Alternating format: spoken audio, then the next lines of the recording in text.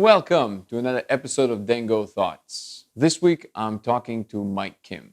Mike is the creator of an organization called Sony Place, an organization that is dedicated to change the world through promoting kindness. Kindness is a hard thing to sell because we all know that people can take advantage of people who are too kind.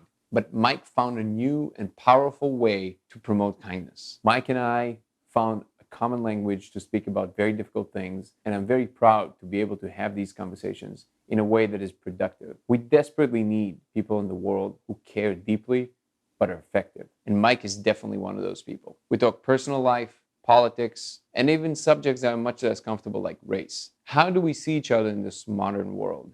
How do we proceed forward with all those opportunities in front of us? How do we make sure that we don't blame each other for all of our problems, but work together to understand how we can make a better world? Is there a way for us to be inspirational for one another without sounding cheesy and remaining authentic? All those questions and more are in this interview. I enjoyed it tremendously, and I hope you will too. And now, without further ado, I give you my conversation with Mike Kim.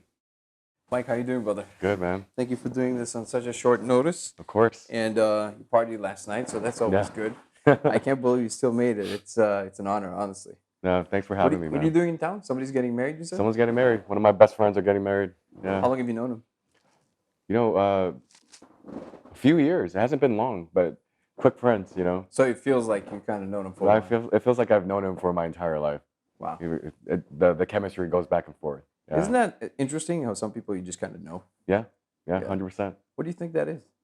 I think it's just whenever you send out the vibes and you know a good person when you feel it, and the chemistry is there, and it's unscripted, and you can talk about anything from politics to fashion, and you just be yourself, and you show up, and then next thing you know, you just connect. Yeah, I have this idea where people are like if you imagine the mind space to be an actual space, Yeah, and then literally people who are like-minded, they're in close proximity in that space. yeah, So you kind of you sample from a very similar set of ideas. yeah. So it's easier to say certain things that are, sometimes you have to extrapolate too much to other people. Yeah, I think that's what it is. That's amazing, man. I'm glad I found you in town because it's kind of came at a perfect time where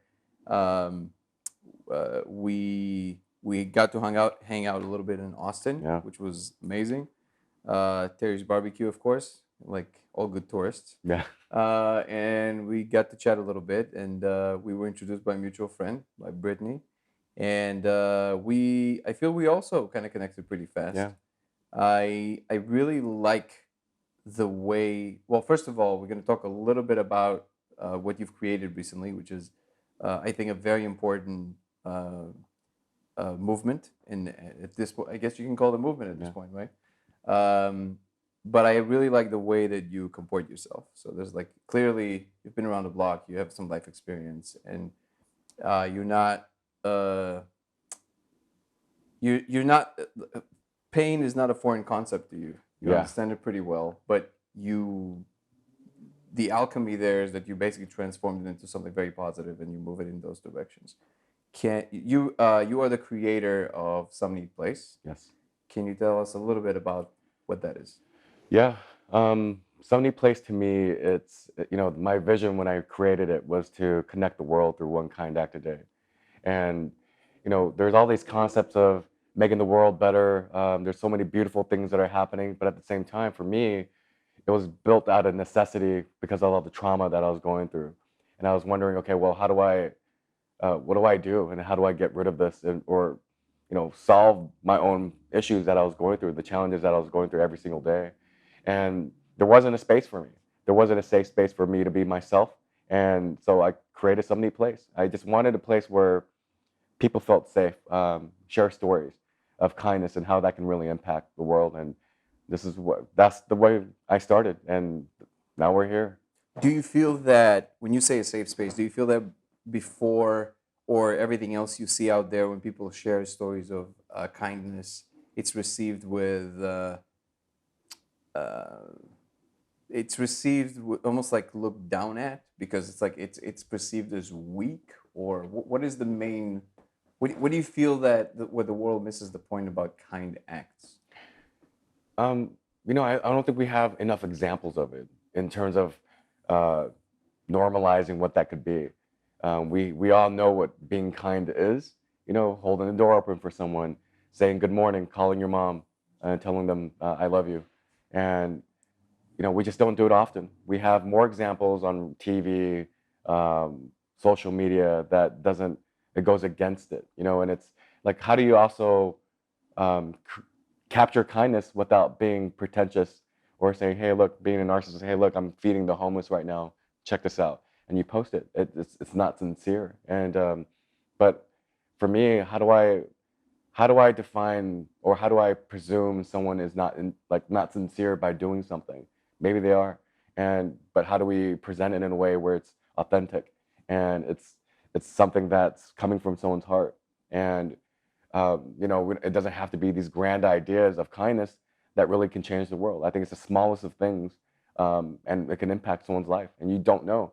But if we have more examples of those on social media and the world, I think that's when we normalize what kindness can be, make it cool again, and that's what I want to do with Sony Place. Is it fair to say that you're sexifying kindness again? Yeah, that's a great way to put it. Yeah, yeah. I take that one too. Yeah, I love like it. that. Yeah, Yeah. I yeah, think it's make kind it of like, sexy.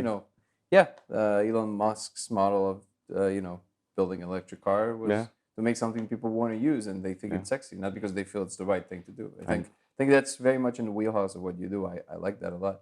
I want, like, it. I think that, to me, the thing that interests me the most is, and I want to maybe step back for like 2 seconds just to kind of get a little bit more of your background, if you will. But before that, I want to outline the fact that, for me, one of the biggest interests in what you do and in who you are because we don't necessarily, you and I don't necessarily align on every single subject when it comes to those, everything has to do with social wars. Or maybe we do, we just haven't explored it yet. I don't know. In some conversations we've had, we actually kind of landed in a very similar place. But what I've noticed with you is that, in comparison to a lot of what we see, the virtue signaling we see online right nowadays, uh, every movement that seems to be fighting for social justice of any kind, there's always this hidden agenda of, hey, I'm feeding the homeless, look at me, kind of thing. And at least to me, a lot of it is very obvious. But I don't get that from you. I get a real, sincere. Also, uh, again, you've been around, so it's not like you're trying to, like, come up in some, in some campus and speak and get attention.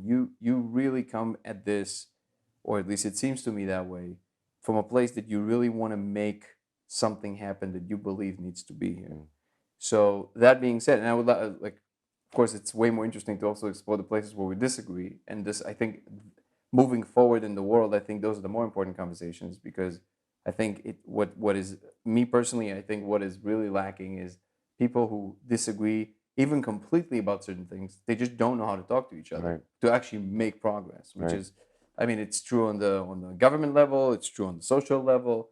I think that's very, very important. So, all of that being said, give us a quick synapse of who you are. How did you come to this? Um, without trying to play victim, and running through my life and just going through all these trials and tribulations, right? And how did I come here? How did I get here? And I ask myself that a lot too, um, because I play back my 40 plus years of life on this earth, and being in a child to immigrant family, coming here to the U.S., trying to assimilate into a new culture, um, trying to find my identity. I mean, it's a lifelong journey. And from growing up extremely poor, my parents were working several jobs, didn't really see them because they were working 18-hour days. Um, and my brother being my best friend, essentially raising me. And, we thought the world was what we had in front of us. We didn't see anything else. We didn't have the internet back then, so all the stories that were told to us, um, and all the things that we aspired to be was just what we saw on our block, which was, a lot of violence and um, Michael Jordan, the stuff that we saw. We always wanted to be like Mike, and my name's Mike, so I wanted to be like him too. But we didn't have a lot of hope, so we grew up go to college, have a house. That was our dreams. Those were our hopes. I don't mean to cut you off, but even then, you didn't see any way in which you could shine without being like Michael Jordan, which Yeah. is a different thing, or is that's a realization that only came to you later on? Yeah, that's a great question, man. So I appreciate that, and I think yeah, you're spot on. Like I didn't want to be like I didn't have examples of like, hey, here's this creative, and go do that, because what was being filled in my mind from my parents is like, be a doctor, be a lawyer. The stuff that most Asian American kids went through. It's like, hey, go get this job and have a stable income, work for a big company. And this was normal because I think from my father, my mother's lens, they didn't want us to go through what they went through, and struggling, trying to make ends meet, trying to pay for dinner the next day. And they thought the education, which is true, education, working your way up the corporate ladder, that will sustain a really good life and a comfortable life that they didn't have the ability to have, you know? And so I think through that struggle, we were also compartmentalized into what we saw, what we can achieve. We weren't told like, hey, be the president of the United States, or go found some company and be like AOL, and like you can do these things. That was not the narrative that was told to us. That is really interesting. You know, something very interesting just happened for me. So I've heard this message many, many times. I don't know why. The way you said it, maybe because I'm much more open to listen to you, which again I think is the key to all those conversations. It just hit me that so the reason that for me, I can speak strongly only from my position of understanding of about the world and how to be in this world. I also came from an immigrant. I mean, I am an immigrant, not just from an immigrant family. I immigrated from Russia to Israel, and then I immigrated from Israel to here. So I've done it twice. I know what it's like to be not from somewhere. Sure. To me, it was always maybe because it's not like I've never had altercations and even very serious altercations. The way that I guess over time interpreted all of that is like, well, that's my journey to bear. Like that's kind of like the thing. That's what's unique to me. So yes, I did feel like an outsider sometimes, but I was pretty okay at like assimilating myself. And I think because of that, because I got lucky enough to have the right things happen both in my environment, I guess, and in my brain. Because again, at the end, you really can't take credit for these things. But because I was lucky enough to have that specific trajectory, and I feel like I overcame a lot of those things, so it was always very difficult for me to empathize with uh, the sort of the sort of rhetoric that states, "Hey, I was different because of A, or I was different because of B." My brain would always just shoot automatically. Hey, guess what? Everybody are different in certain ways. So stop crying about it. That's kind of like my Mm. that's my immediate. So something right now, like this second, the way that you were talking, it made me realize that it is true that without me ever noticing it, the cultural machinery of storytelling, which is Hollywood, which is the main thing, right, does have infinite number of examples of I don't know what you would I mean I guess I'm white, but like again, this is it's all really relative because I think we can talk about that later, but I really think that that's kind of like that is an interesting subject. I don't want to take us far away from that, but like I guess you can call me white, so I guess it's there's infinite number of examples, even if I don't realize it, that are right there for me to aspire to. It's almost Hmm. like a so what you just said, it's the first time it actually sunk in. It was like, oh, but the examples of Asians in the media and movies is usually not Yeah, the superhero. I mean, now it's changing for it's sure. We changing. have, but it's not that. So it's not because you don't look like Michael Jordan. Like I never wanted to be like Michael Jordan. Yeah. I have, but I get that. Like, and it's something about the way you said it. I have no idea why, but that's a very important distinction. I think. Um, do you think that do you think that the do you think that instilling the message in other people, because the doors are now open for kind of like Black Lives Matter laid the ground in some form. I mean, it's kind of like a weird, you know, combination like between Rosa Parks and Black Lives Matter. I don't think they're at all the same, but you know, the real social justice warriors who actually care about the change and not the people who try to virtue signal, because they open the ground now, the door to other people listening more, Mm. even if some of them pretend to listen, which is fine. If they now have to pretend to listen, they have to listen to some degree, right? Right. Do you think that now is the chance for anybody who really wants to make the change to speak truth and not to speak at the Mm. people who are now listening? Because I feel, again, we've known each other for not that long, just the general vibe I'm getting from you and what I saw you do, it does feel to me like you are speaking the truth and you're not speaking at. Right. But do you and this is not, I'm not trying to be like a leading question, like I really asking you, from your side of it, do you see that there's a lot of opportunity, like people who just try to jump on it and just they trying to just like now aggressively now shout their message because the doors are open, and Mm. or you think that's just a misconception on the other side? Yeah, that's a good question, man. I think it's both. There's an opportunity to voice your opinion now, and there's a movement, there's a wave that we should ride because the time is now. People are listening, and I think the momentum's there. But there are people that as an opportunity, they'll take it as like a business opportunity. For me, it was triggered by all the Asian hate crimes that were happening, and I just said, I got to do something. And I just woke up and I said, I'm going to do something about it. And I think for the first time in my life, I felt that I had space, I had an opportunity, so I grabbed it. But at the same time, thank you for seeing that about me too. It is my truth. And I think there's a time, man, like when I was starting Sony Place and I was posting on social, I was so hell bent on worrying about how are people going to read this, and should I put more keywords? Should I articulate in a certain way? Should I make sure the grammar is perfect? And I was like, to your brand, it's like, fuck it. And it's like, why should we alter things? Why should the news be so pristine?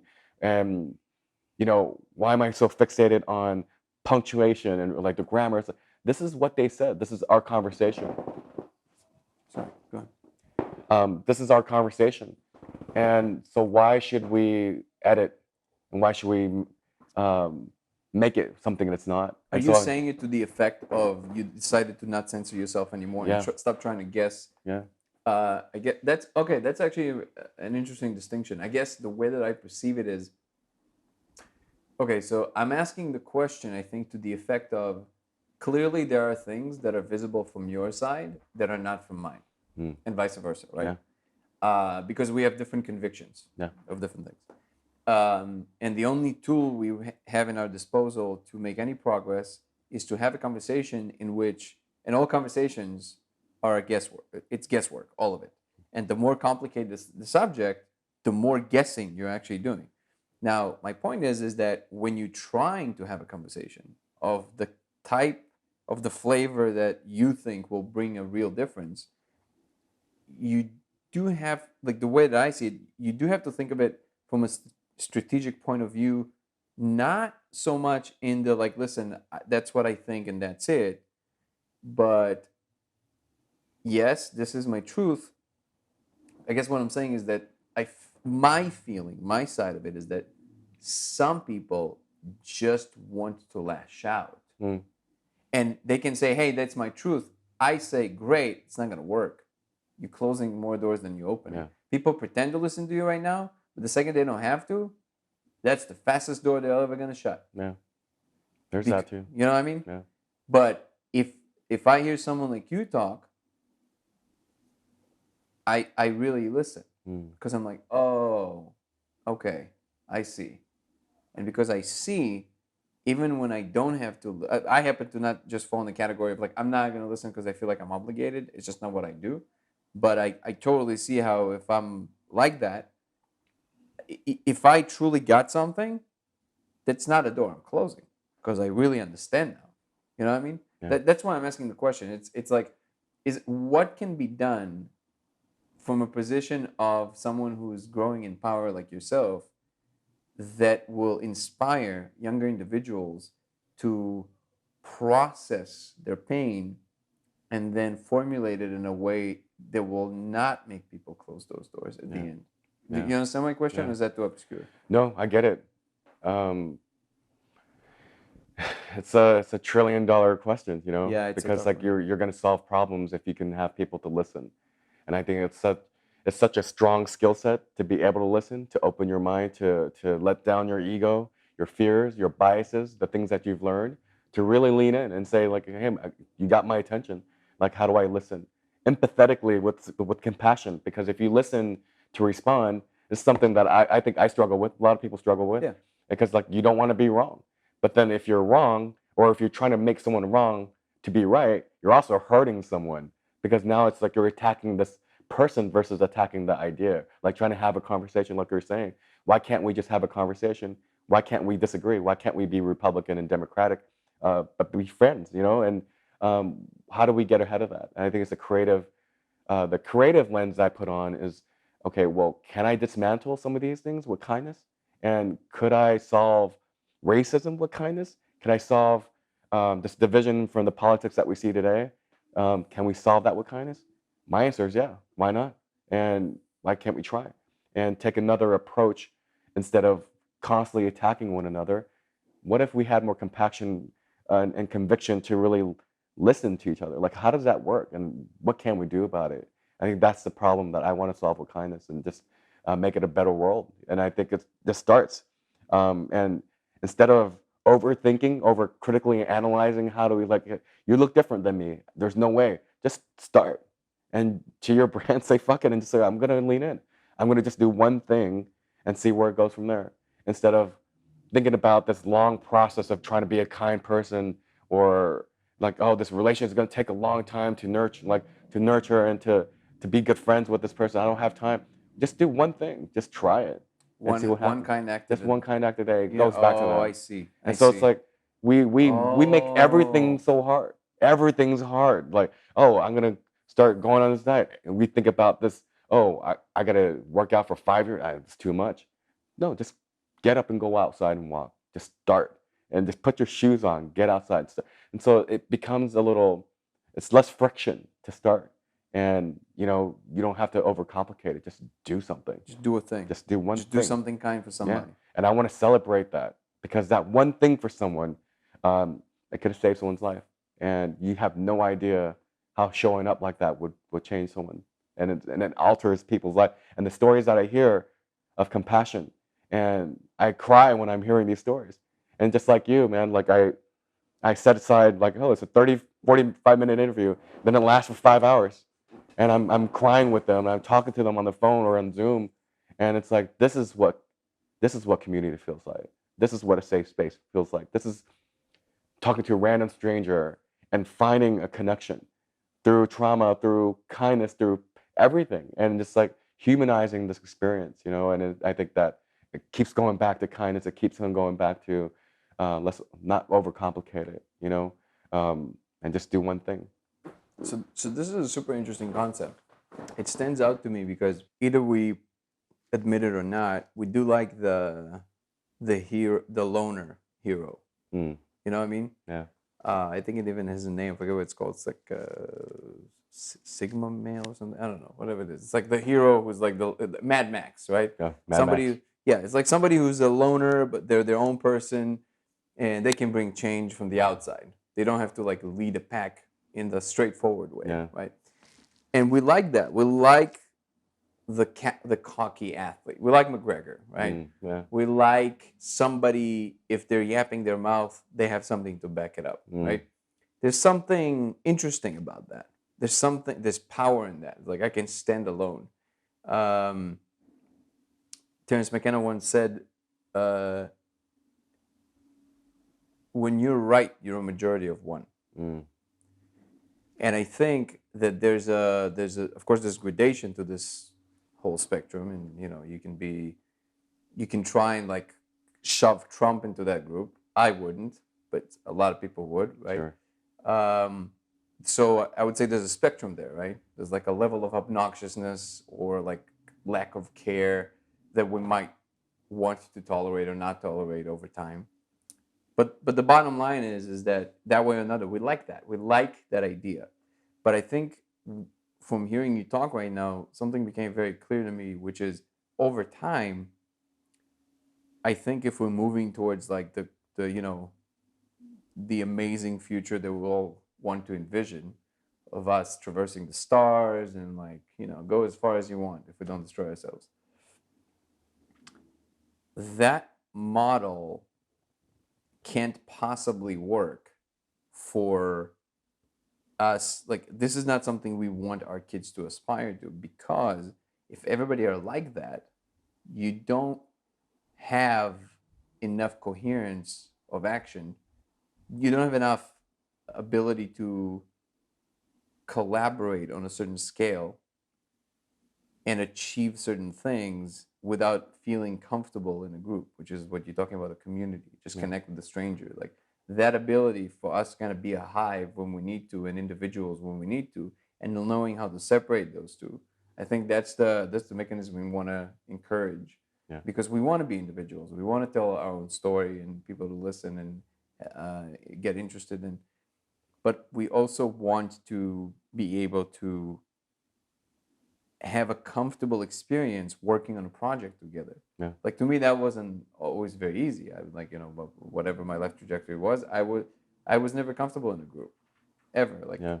so I feel like this is even just as, like, if you want to look at it completely as like a pragmatic mechanism, I think that's the way to go. It's I never like it's the simplicity of it is really nice. I like that, which is like just one kind. Now I understand it. Just start. It builds a momentum. Yeah. If you do one kind act every day and you get used to doing that, there's something about that will allow you to do maybe two tomorrow without feeling like you lost anything. And Yeah. imagine the world you're going to live in, basically. Yeah. It's very encouraging to me, because a lot of some kindergartens are now teaching vipassana. They're teaching mindfulness now. Yeah. And that's amazing. It is. Like, imagine the world. I would say, like, honestly, if we're willing to just hunker down and just wait for 20 years and then just cross the board, that's the law. You got to teach meditation from the kindergarten. You're going to be in a very different world in 20 years. We are. Yeah.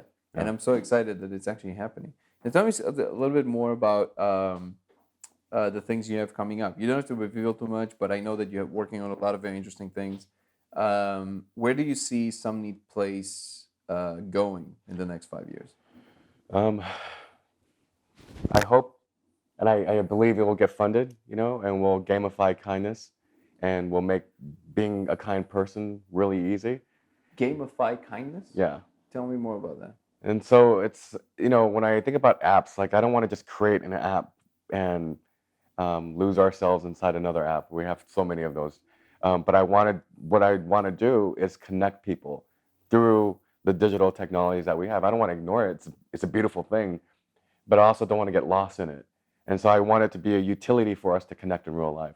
And so how do we do that? We gamify kindness in a way where we connect with the businesses in our neighborhood, and it's easy to become a better human being.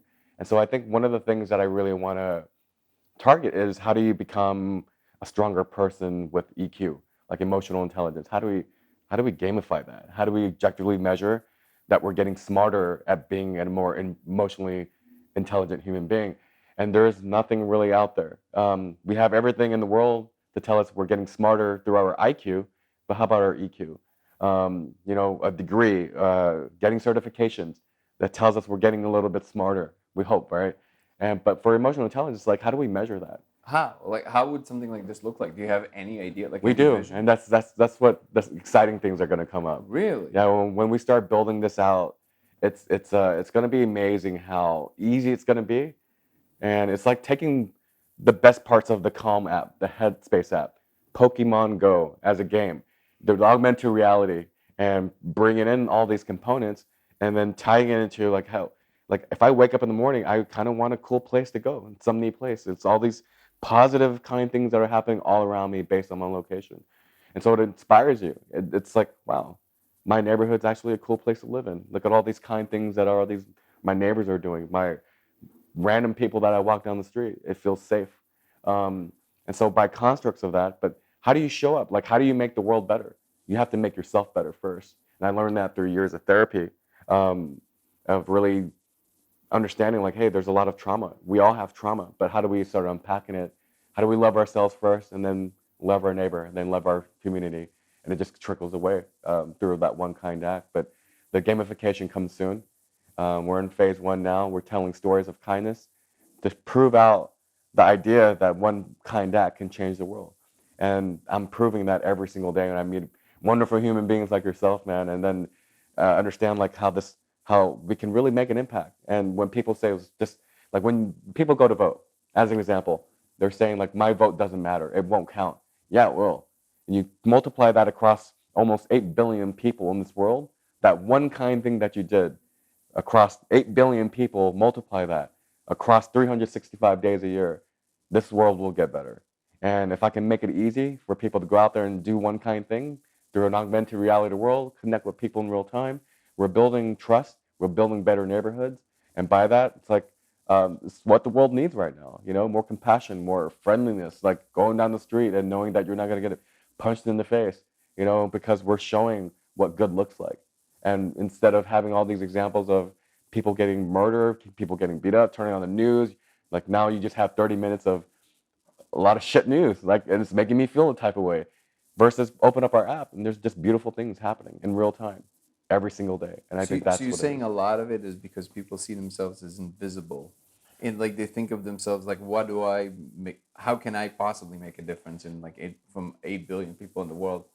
And you're saying that no, that there are ways for you to understand exactly how you can make a difference. Yeah. And even for the ones that are just a part of our community and they're reading our content, by virtue of them reading something very positive, sharing like a good moment, um, it's going to make them feel better.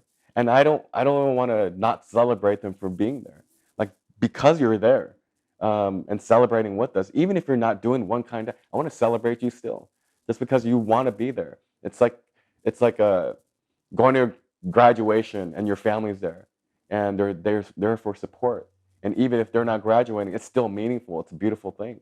And so our community, even if they're not doing something, we should celebrate that too.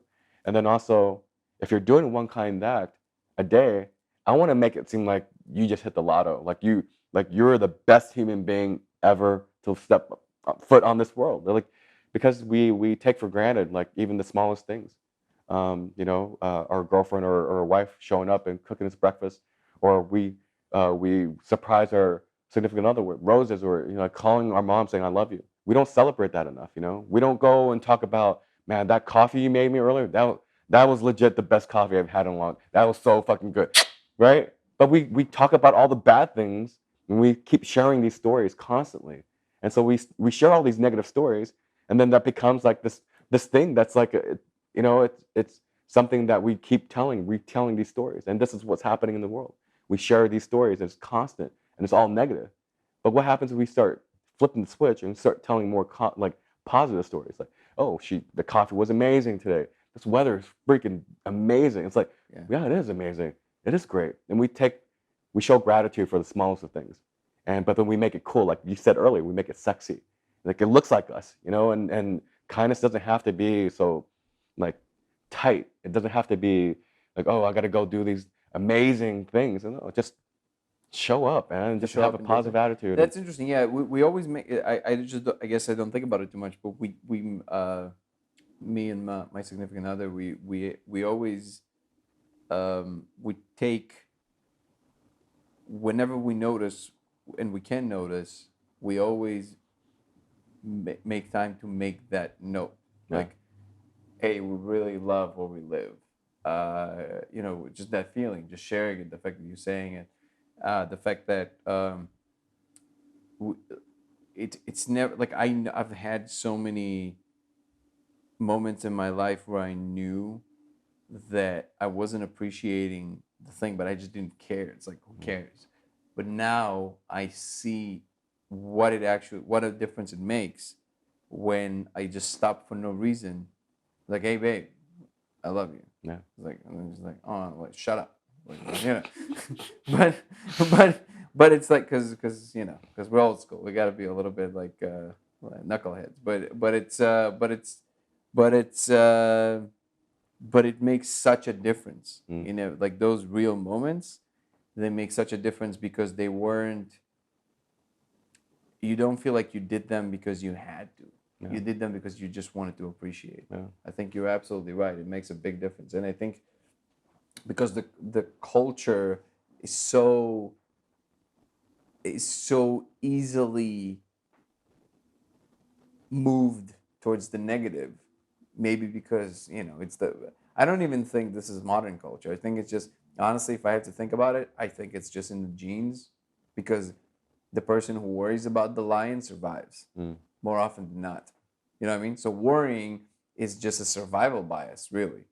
But I think we're now in a world where we don't have to, and it's kind of like a really hard thing to overcome. So reprogramming that part, I think, will be the next step of the human evolution. I think Yeah. it's a very important one.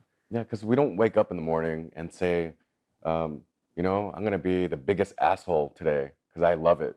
No one wants to be an asshole. No one go, I'm gonna cut someone off. I'm gonna honk at them. I'm gonna lay down that horn because I'm an asshole. No one does that, you know. But then it's like this thing that we have triggers. We get emotionally triggered by something, and before you even leave the door, there might have been 10 triggers you don't even know, and you're about to be one trigger away from losing your mind.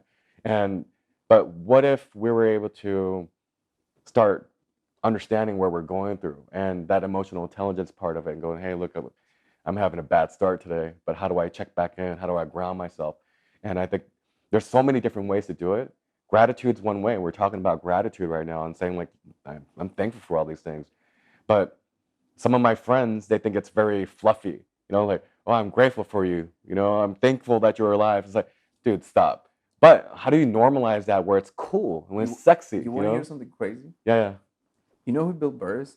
yeah, Okay, so I love Bill Burr, and I guess for a guy it's much easier because we like the you know the angry rhetoric. It's just funny. It's yeah, hilarious. But and Kelsey, so we love comedy. We watch it sometimes. So my girl Kelsey will watch it, and then she's like, I can't watch him.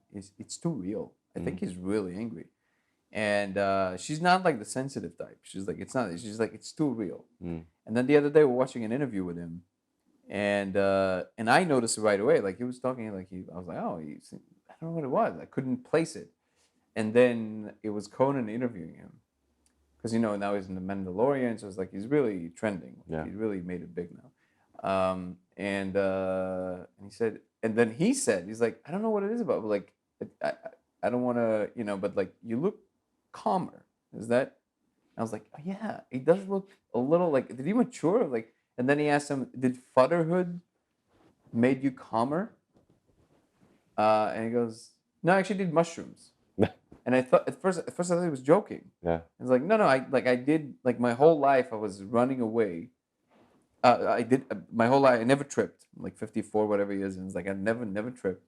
And one night it was in Joshua Tree. This is what you do in Joshua Tree. I did mushrooms, and you know the TV looked too big and looked like it's gonna fall on me. But you know, and then at night I felt this like just crazy pain, where I realized that it's like I felt crazy lack of love, and I realized I was running away from that my whole life. mm, Now this is a guy who made a career out of being who he is, a raging maniac, yeah, right?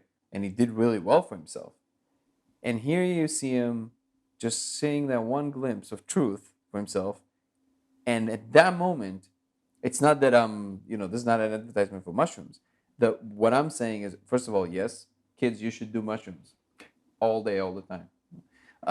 But it's that when you face truth, when you really see truth in any form that it arrived at you, you can no longer ignore it. And he said, like, now I'm like, I notice it because I don't want my kids to have the same cycle I was stuck in, mm, whatever the fuck happened to me, yeah, right? So the reason it stands out to me is like, here's a guy, like if it was like you would never think that this would do that to him, like yeah, no way, no, it's so powerful that you take the craziest maniac on the planet that makes millions out of being a maniac. Yeah. I was like, no. When you see that, you got to find a way to integrate that because it's just like you can't escape that. Yeah. It really, yeah. So that's to me, that's just like another proof positive of how powerful the power of like really seeing it in a truthful way. Yeah. And I think to me, it always goes back to that, which is like I know enough about the world that I know that anybody who's not speaking again the truth, but just yelling to be right, that's not the thing that changes people. Yeah. That's not the thing that makes them like spin on a dime or anything like that. I think that's super, super important. Well, let me ask you something about something slightly different. When you, how long ago did you start this journey? This is fairly recent, right? This is the last. For Sony Place, Yes. yeah, I've always had this general idea of creating it, and when I started it, I actually had the name for a long time. It was going to be my digital agency, Sony Place, and then it transformed into I'm going to create a whiskey bar called Sony Place, and I kept the name, and then it transformed into okay, well maybe it could be Wait, you kind. had a whiskey bar? I was going to create a whiskey Oh, bar, okay. and I was like, how cool it would be called Sony Place. That Neat, is. you know. So, um, and then it just transformed into okay, well maybe I should do something with kindness because I was going through some stuff, you know, and but then I was always thinking about business models first, and just like okay, it needs to make money, it needs to do all the. I was like, you know, it doesn't feel right, and so the last year going through probably the worst times of my life, that's when I really transformed it, and it became to where it is. So it's been there, but then it's the what you see now. It's fairly new. So, So, okay, so there was, you said a couple of years, right? yeah, about roughly a couple of years now. So I'm asking for a reason. So like, do you feel? I'm sure it did in some form, but is there any noticeable form that you can verbalize that you feel that it changed you in that period? In terms of like the just creation of the Do you idea, feel any different as a person? yeah, 1,000% different. In what way? Every way, Oh, come every on. literally every way from. But the biggest thing I think is just knowing who I am Okay, and that's my identity. It's changed, and it's changed because I'm no longer scared of being who I want to be, and versus what society wants me to be for them. And I just show up and my authentic self. that's what fuck it is all about, man. Yeah, I Fuck know. it, just be yeah. Yeah, That's I exactly. guess That's also why I where it came. resonate with your brand so much, man. Yeah, Because yeah, yeah. It's exactly where it came from, which is like that.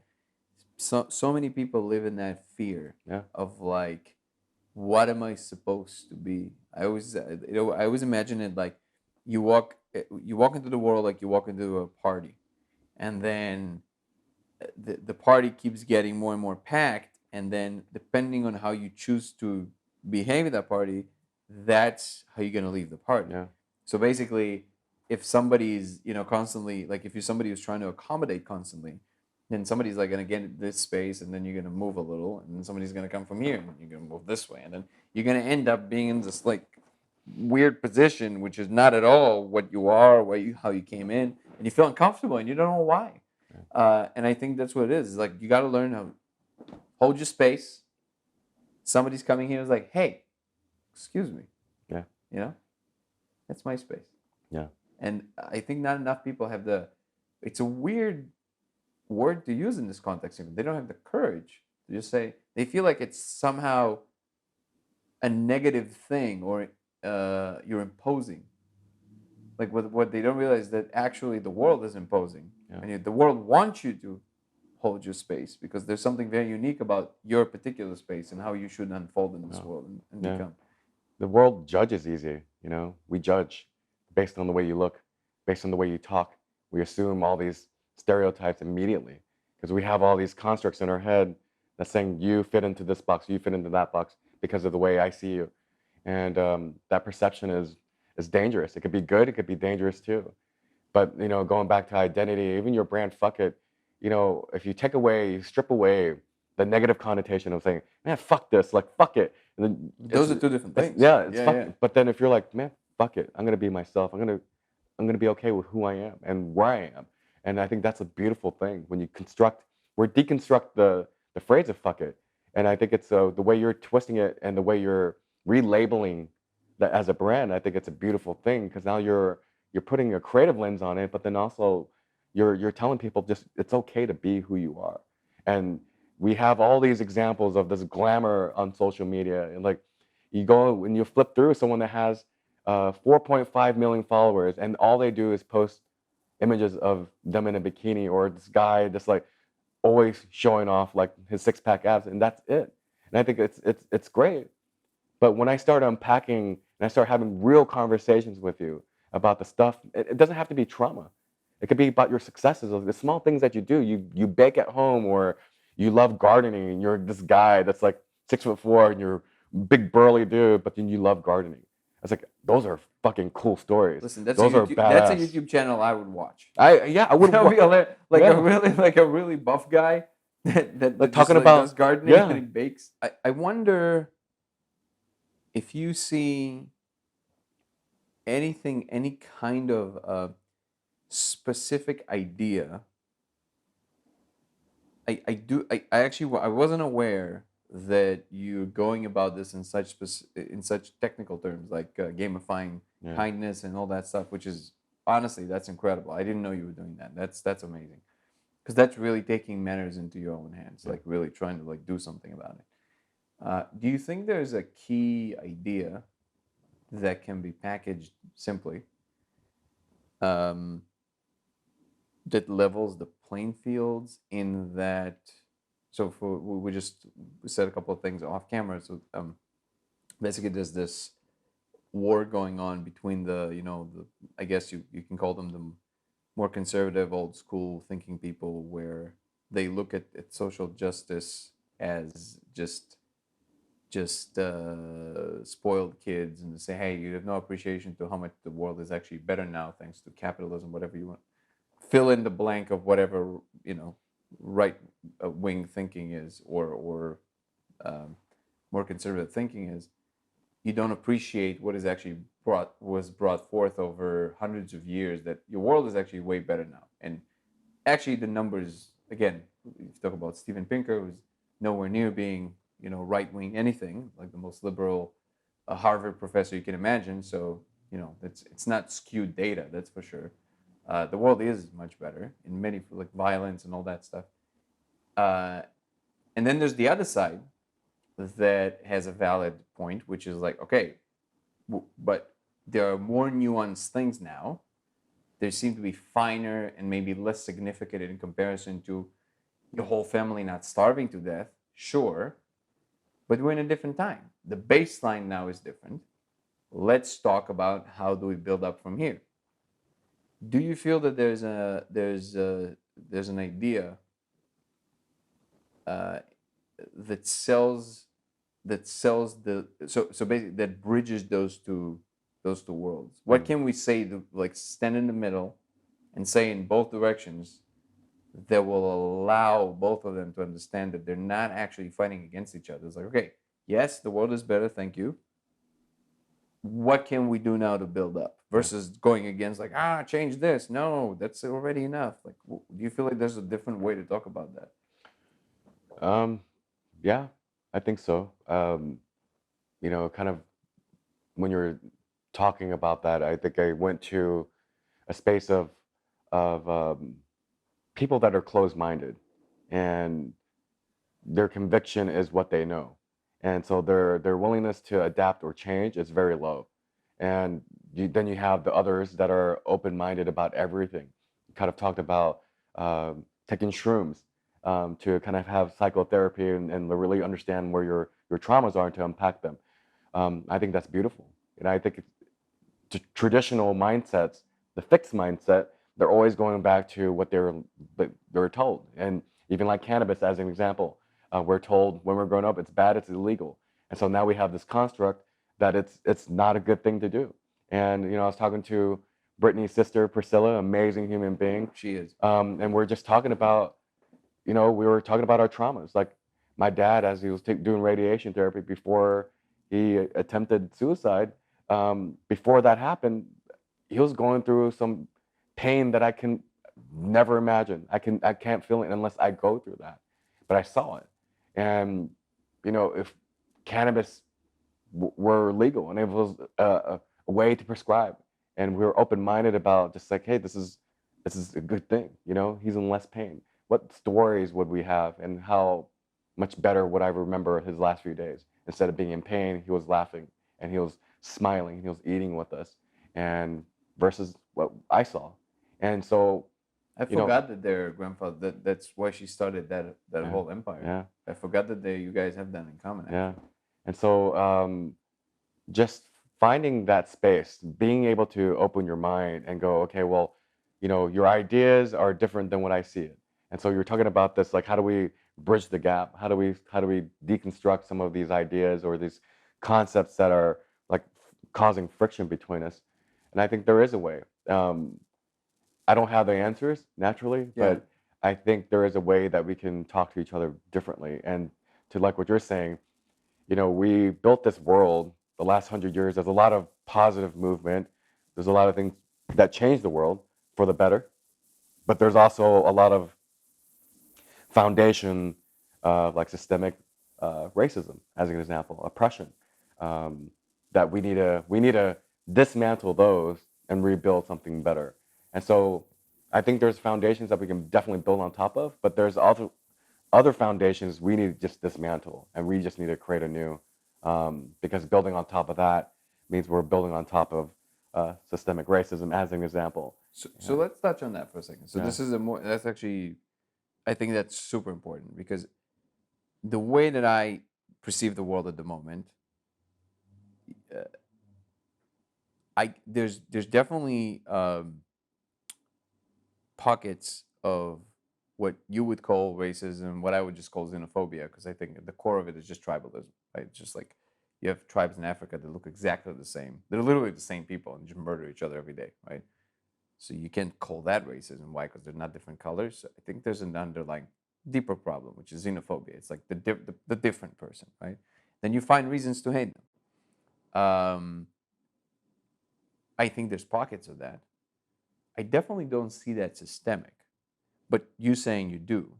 And so far, everything you said and everything you've outlined to me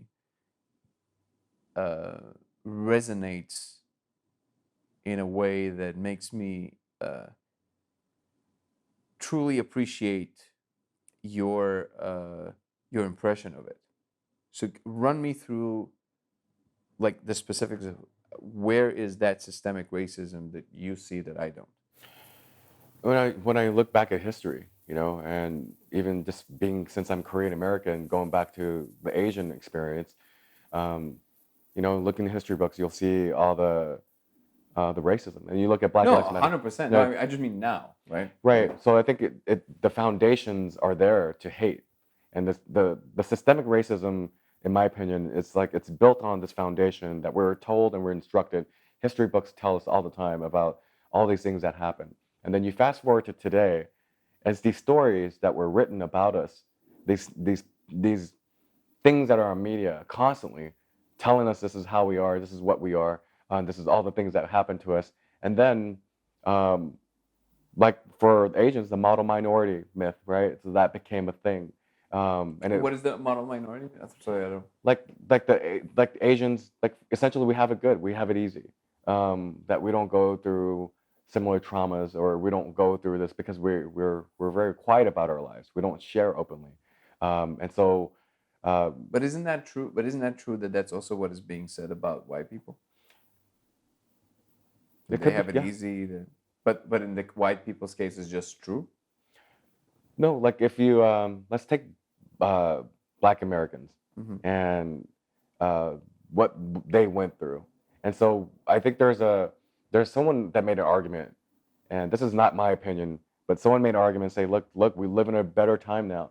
We don't have racism. Like, you're not a slave anymore. But if you take it to the new lens of today, before BLM became a movement, and you look at the C level, the C suite. How Mm-hmm. many Black Americans were actually there? How many Where, Asian where? Americans are in the C suites, sitting Oh, on got it, top of got the it. C suite, the But their executive board? percentage in population is lower. Yeah, yeah.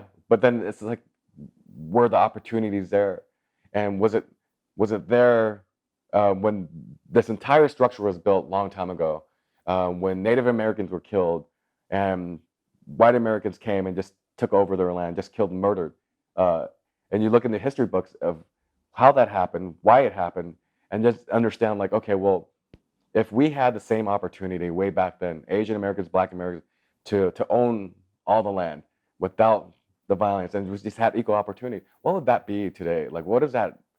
Like, how does that world look like today? And and if you look at the oppression today, if you look at the opportunities, yes, Asian Americans are getting more C-level positions, Black Americans as well, but we have a long way to go. And I feel like if you look at everything that we're doing, and even the neighborhoods, like real estate, you look at real estate and the whole redlining that happened way back in the past. And so we had less opportunity to own that land.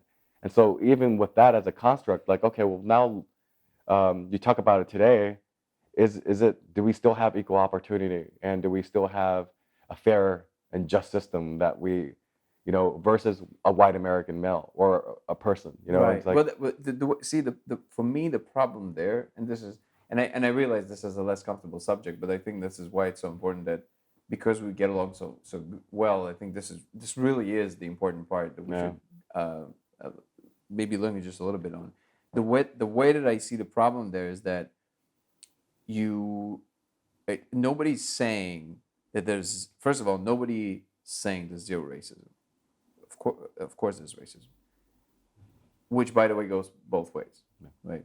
Like white people are hated just as much by the other creeds because of all those wars, by the way, like all those social wars.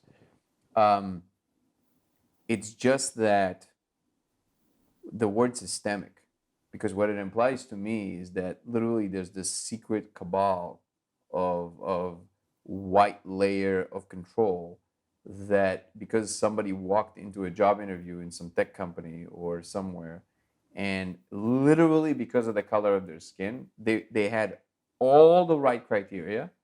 They went to school, they were like everything that you needed for the job they had. This is, we're kind of like in a conundrum because we both have to go soon.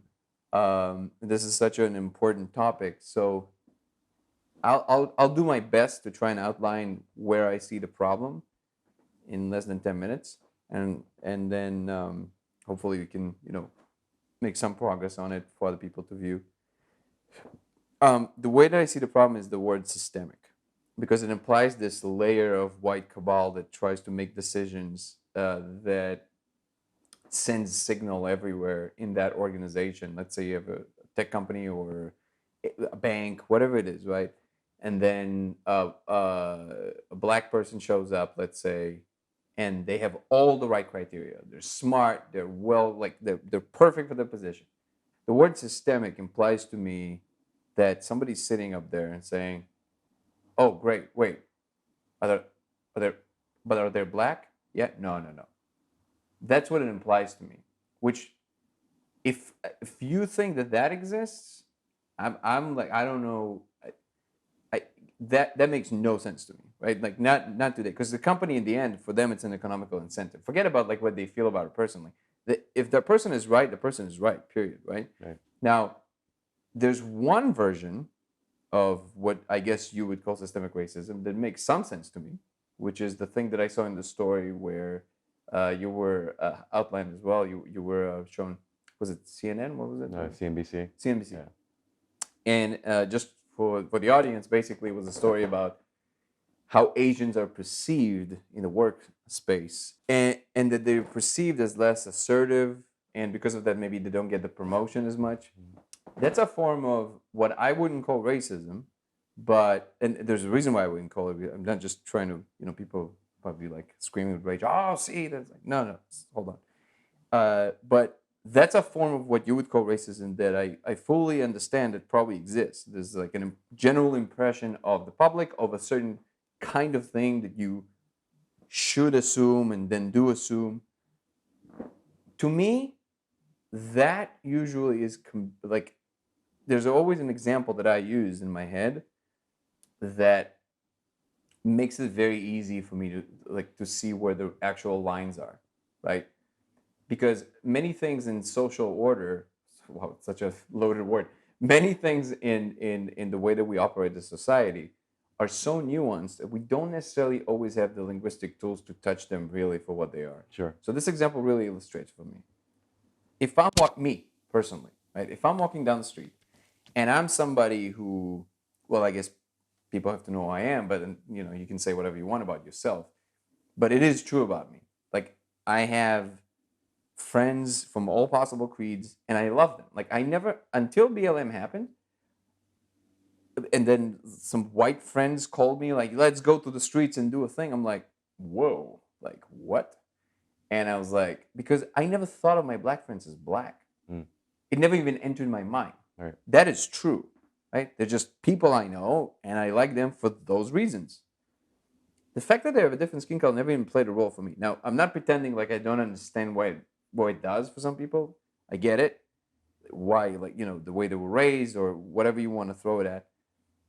But just never operated on my level.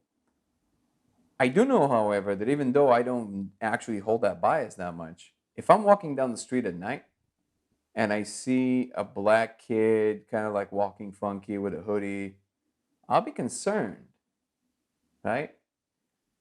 However, like I'll be on guard for sure. Then people are like, see racism. I'll be, hold on. If there will be a black guy that it doesn't have to be in a suit, but just like dressed normally, walking a certain way, I'm fine. And the same applies to a white kid who I can see as a troublemaker in a hoodie. I'll also be on guard. So see, the difference here is not skin color. It's behavior. It's a lot of context, right? So for example, this whole altercation with police, this is such a toxic subject, and I definitely don't want to but when it was starting happening, like the first thing I said to my girl was like, this is craziness. Because those cases are so different from one another, and you don't know any of the names of the white people that were murdered this year. There's a lot of them, right? And then here's the debate starts. Like, yeah, but there's more white people. Like, okay, just listen. We'll never get out of this. Not like this, right? Nobody's saying there's no biases in society against anybody, right? What we are saying, however, that if you want to move anything forward, it's kind of like when a couple is fighting, and then the thing starts, right? Oh, it's because of what? No, but you remember that. Oh no, but it never ends. And the only way it ends is when either one of them or both of them, hopefully, can just like go to separate rooms for a second, breathe, Yeah. and then come back with the attempt to actually make a thing work, right? So what I'm hearing, and this is not like any kind of dirt I'm throwing you away. I'm Sure. just saying I've heard this before, and those are to some degree legitimate arguments. The opportunity part, right? For example, like use specifics, not like in general. That really is to me, it's a non-starter. Why? Because well, how far do you want to go? Is the Ottoman Empire of the Turkish like the Muslims controlled the world? So do they not have opportunities now, or they do? Like, how far do you want to go back, right?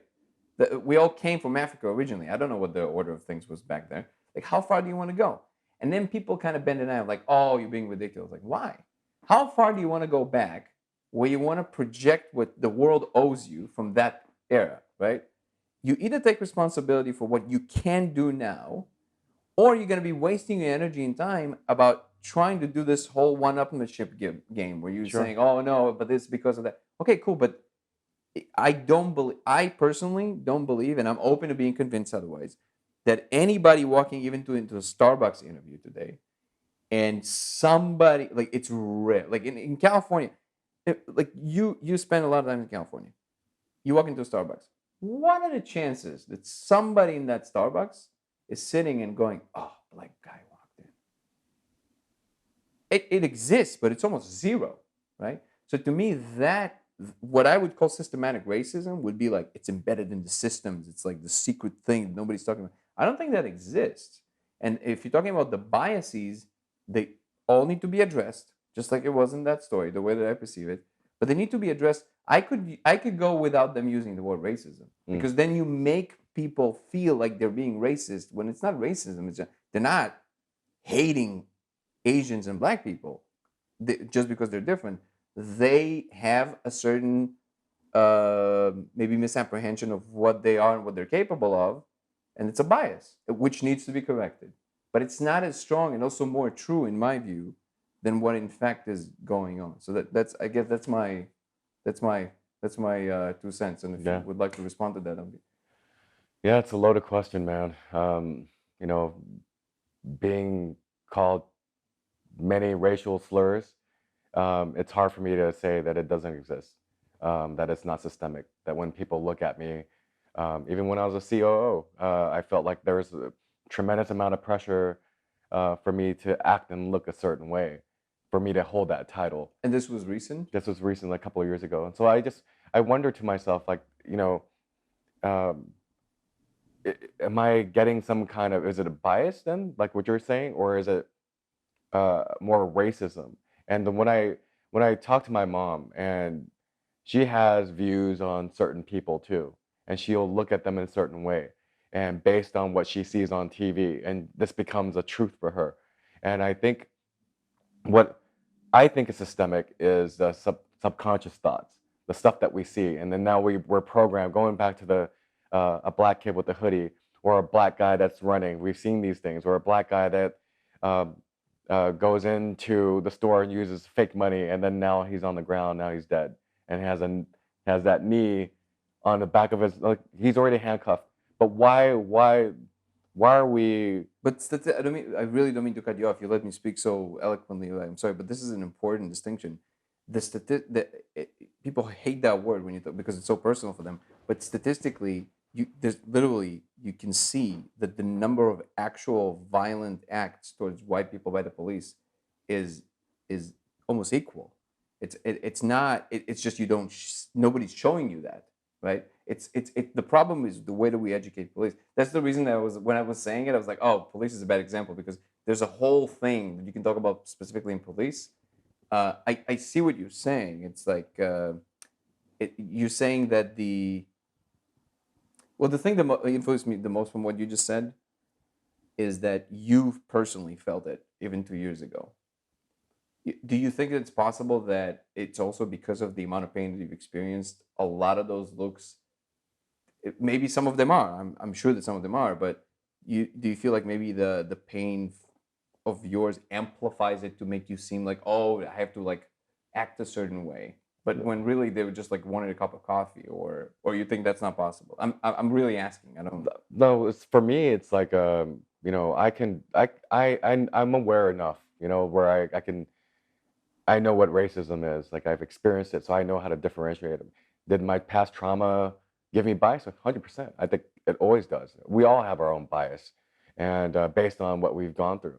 So it's not fair for me to say this is the reason why I have so much conviction around it, because who am I to judge someone on if they felt racism or not? I can't. It's not my space. I can do what I can do is show up and support it, because, like, even for me, like, if a friend of mine got robbed by a black person 3 times, pistol whipped and everything, um, can I convince her and say, hey, not all black people are bad? Or is she going to have a view based on her perception and based on what her experience has been?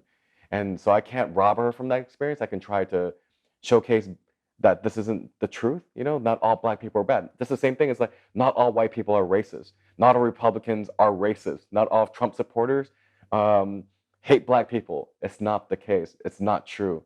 So I see your point where you're saying we have to tread softly and saying systemic. That means everything is skewed to say, like, oh, he's black or he's Asian. We are not going to give him that To job. me, it means the core of the building is rotten, Yeah. which I don't think is true. I don't agree with that either. So I hear your point, Yeah. and we have to tread softly. We can't just say, because it does sound like when you say systemic, then you're saying all white people are devils, or they're all together. It's not true. Um, but at the same time, I think we have to honor what history has taught us, and also the subconscious layer that's also there that could be systemic in my mind. Because we see so many examples of hate, and now it's like it's bleeding into society. Just just on the way here, yeah, just as we're coming, Emily and I were driving here, and middle of K-Town, there's an older Korean gentleman, I guess, in front of his sign. I don't know what he was doing. He's posting some papers up on the wall, and a kid on a skateboard with, or on a scooter with maybe his friend or girlfriend, in the back, he hit it out of his hand and just like hit it and just kept on driving. And I was like, why? What was the point? And then I guess the Asian gentleman was like chasing. And we lost sight of it. But Emily and I saw it, and it was just like, why is that? Was it a And white kid? no, it was I think it was a black kid and then a white girl in the back. But it's like, regardless of But what, that's my point. Like you don't think it's just like kids being idiots? I think it's kids being idiots for sure. But why were they an idiot? You know, But I why don't know they? if it was the race thing. See, I and don't. neither do you. It's No, like I don't. Right? because there's a lot of violent acts that whatever seems to be in the media. It's like I'm not saying for a second those crimes don't happen. Of course they do. But what I'm saying is they happen to everybody. We just whatever we choose to be in the news in that moment, then we push that so it looks like that's everything. Right. I think the words are important because what Trump did and called it a kung flu and mocked Asian Americans with that bled over. To say it didn't, That's terrible. it's When the president of the United States does yeah, that, I would call that systemic racism, even though he is just one idiot. He's yeah, like a little kid idiot. But I agree with you 100% that should that should be something that in that moment immediately there's a meeting and literally people sit with the president. Is like, Mr. President, you can't say things yeah, like that. yeah. I'm so sorry for rudely cutting you off in such an important moment. So you were saying that you hear the point about the thing, but when President Trump says something as obnoxious as what did he say? Kung flu or like normalizing that kind of behavior. The problem I see is that not a lot of people are curious. Not a lot of people have the wherewithal to kind of ask more questions. And so when we hear a single story, there's a beautiful author and writer and creative, Chimamanda Adichie, and I saw her TED Talk in 2009, and from 2009, is the dangers of a single story. And I think this is it's prominent today because when we hear someone that we trust, where we think we trust, and we listen to their story, and then that becomes our truth because it's shared from someone that I trust. Like you told me a story, I was like, oh yeah, this is truth. But we don't inquire, we don't have that conversation to figure out, well, I don't really agree with that, and lean in. And so these circles tell these stories, and it bleeds out to their circles, and it keeps going. And now we have this pattern of this this lie, and like kung flu. It started from China. All Chinese people or Asians now have the flu. Be careful, and then it spreads without even thinking about it. And That's then ignorance on such a it's level that ignorance, yeah. I can't even comprehend But it. society is showing that this is where we're at, and so then you have examples of this Asian hate, and because maybe kids are just bored, maybe because people don't know any better, they don't ask any questions. Now they see all this hate that's happening against Asians, like, I guess I'm going to go do it too. And so we see an example of, as we're driving here, some kid just lashing out. And so is this systemic racism? I don't know. I don't want to blatantly just go, that's racism. Maybe it's not. Just maybe it's like you were saying. Maybe it's a kid just acting out. But That's the problem though. Like when we look at perceive it from the lens of like everything is racism. I'm not saying you're doing that. I'm saying that when people do that, yeah, then yeah, there's no way they're gonna think that it was one black kid, one white girl who did a retarded thing against an Asian man. yeah. It's like Does, does it mean that they hate Asians? Probably not. I hope not. yeah. But um, right now, at the height of all this Asian hate and this uptick on violent crimes that are categorized by the police and the government saying this is a hate crime, it's increasing. Um, and so, what's happening there? Like, how do we get in front of it? Like, what do we do to break that mold? And we have examples of Black history. It shows brutal oppression, and we can't say as Asian Americans that we're oppressed, because that's also false. Because we do have opportunities. We weren't told to have a restroom in the back, and and we can't. Oh, white sit here, black sit here. We didn't have that kind of oppression. Black Americans did. But what do we learn from that? And do we feel parts of our society that's fractured because of all this hate that has been a part of our history? I think it's true. I think it doesn't have to be systemic, like you're saying. I think there is. You're We have saying to there's an tread. echo of that that There still is definitely an resonates. echo that's resonating. Yeah. With that, I agree Yeah, 100%. and we feel it because we aren't curious enough about each other. We have more stories that show our differences and show like, oh, a black kid that's sagging a little bit, he's showing his underwear, he's automatically a gangster, he is automatically these things. And we categorize that. Why? Because he could be going to Harvard. We have no idea, but we judge so quickly. And I think this history of hate, this history of racism teaches us to have that judgment, to categorize. And I think that's the stuff that I want to fix. These are the stories that I want to tell to remove that fear. But then all it takes is that one story, that one news article that shows a black kid doing this, causing ruckus and looking a certain way. So now all of America is like, oh, that type of black person is the dangerous one. Is it though? Or is it just one person's opinion? And I think it's dangerous, man. And it shows like Asian American hate.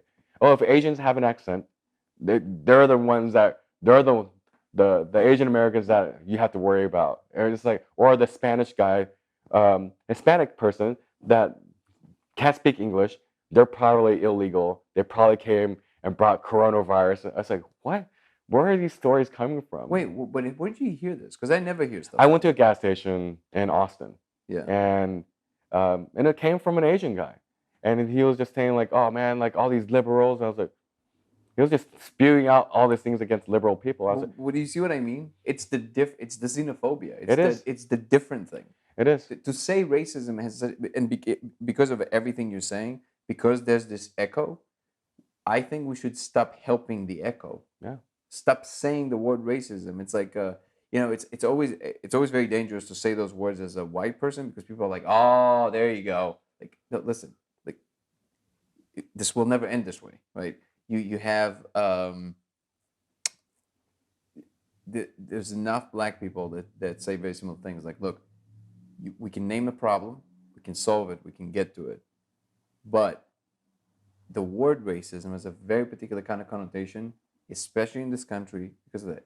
Nobody's trying to cover it up. Well, I'm sure some people are trying to cover it up. When I'm saying, I'm definitely not trying to cover anything up.